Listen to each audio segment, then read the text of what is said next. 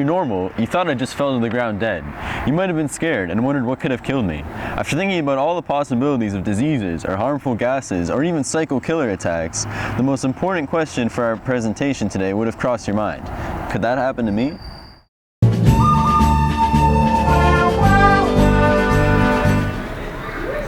The fear from asking yourself that question would have been terrible, and you would probably go to immense lengths to make sure that you didn't meet the same fate I did.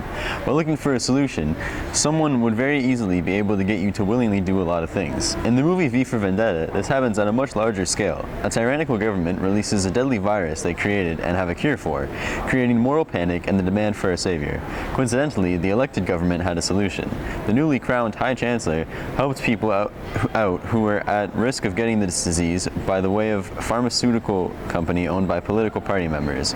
In more plain language, the government used fear tactics to allow for a Leviathan-like reign over England, with the High Chancellor as the head.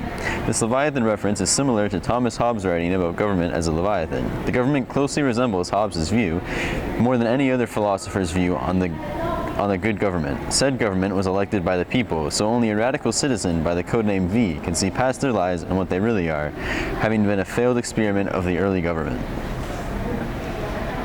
Here's a clip from the movie.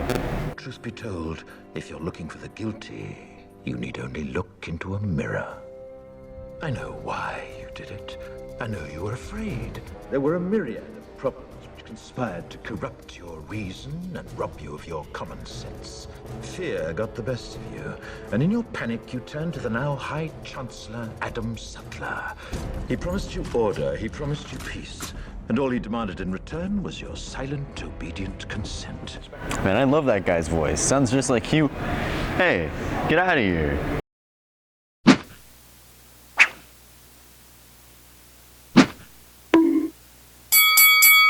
God, I hate that guy. And I hate V. Such an annoying dude. I mean, how could you say those things about the regime? I mean, the government. When that vote took place, the government was elected fairly. People chose our leaders, not some great big power overseeing it. The people of England, you might say, signed a social contract with the government to let them rule them as they see fit. After all, they knew how to handle that virus pretty well. To clarify, a social contract is either a physical or metaphorical document signed implicitly by the collective people of a nation in order to cooperate together, like possibly giving up some freedoms for the greater good. Sounds reasonable, right? Why not let them take care of every other aspect of our lives in exchange for protection? Well, most of the time at least. That's the handoff. Freedom for safety. According to the government, I think this is a perfectly just trade-off. Everyone always talks about how we came in and woke everybody up to this authoritarian government that controls our life. I mean, grow up. This is what the people want.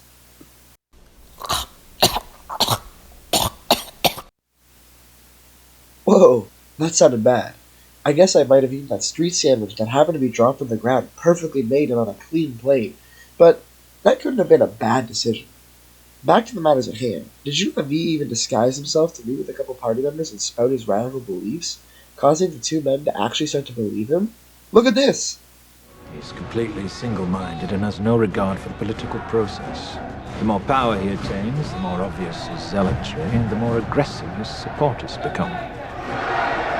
Eventually, his party launches a special project in the name of national security. However, the true goal of this project is power. Complete and total hegemonic domination. A new ability to wage war is born from the blood of one of the victims. Fueled by the media, fear and panic spread quickly, fracturing and dividing the country until at last the true goal comes into view. Not long after the election, lo and behold, a miracle. But the end result, the true genius of the plan, was the fear. Fear became the ultimate tool of this government, and through it, our politician was ultimately appointed to the newly created position of High Chancellor. Oh, whoa. Hey, how's it going? I'm here with a copy of Hobbes' Leviathan right here. I guess I'm from the future where we just use QR codes and scan it and get all the information that we need, but I don't know, this whole thing is kind of pretty convoluted if you ask me, but the point is I wanted to read you a quote from this. But as men, for the attaining of peace and conservation of themselves thereby, have made an artificial man, which we call a commonwealth, So also have they made artificial chains called civil laws, which they themselves, by mutual covenants, have faceted at one end of the lips of that man, or assembly, to whom they have given the sovereign power, and at the other end of their own ears. Those bonds in their own nature, but weak, may nevertheless be made to hold by the danger, though not the difficulty, of breaking them. Now, does using fear to hold people in place for your own good, furthering your power, sound familiar to you? Maybe it's through these chains, or maybe it's through, I don't know, a virus, a deadly virus. Oh, yeah. Well, it should sound familiar to you because the government in V for Vendetta is a government Hobbes would have approved of. The citizens technically agreed to elect the government, but they still keep their power through fear and tyranny. This is the clip that we just showed you. Are you starting to connect the dots now? Yeah, it's crazy. Anyways, I guess we should go check on how that other guy is doing. I hope he's okay. Uh-oh. Oh my god. They're coming for me. Ha! I'm just kidding, I'm fine. But man, did that clip certainly give me a headache. All those straight lies. Give me a...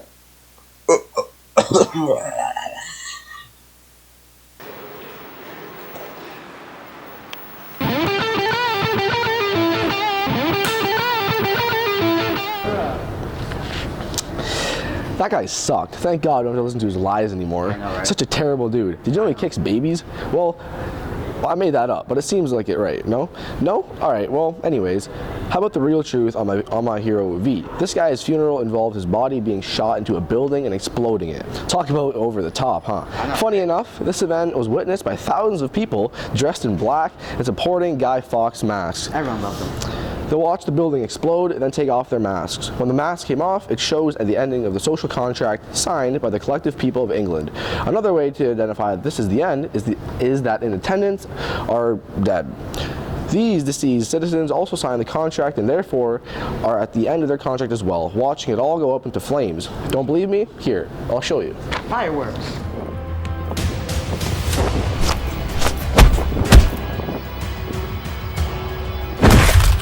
Oh my god. Oh crap, that was the wrong clip, sorry.